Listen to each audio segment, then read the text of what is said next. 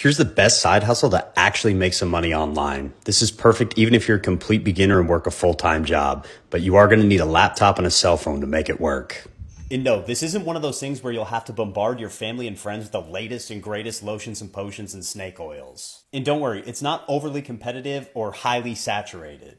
It's actually a $315 billion industry and projected to more than double over the next 5 years. Now make sure you like and save this video so you can come back to it later, because this is going to be the most in-depth breakdown you've seen yet, and I had to split it into 3 parts.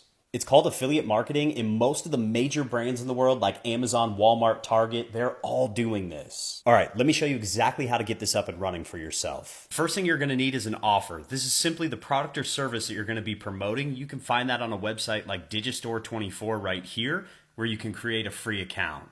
Another place to find these type of offers is clickbank.com, which we'll be using in this example. You're going to scroll down here to affiliate marketplace. When the page loads, it'll look like this. You can use this sidebar on the left to scroll through all the different product categories. We call these niches. Here's why I really prefer ClickBank over all the other sites. They have all their top offers already categorized for you. This is a perfect feature for beginners because you don't have to waste time trying to figure out what does and doesn't sell.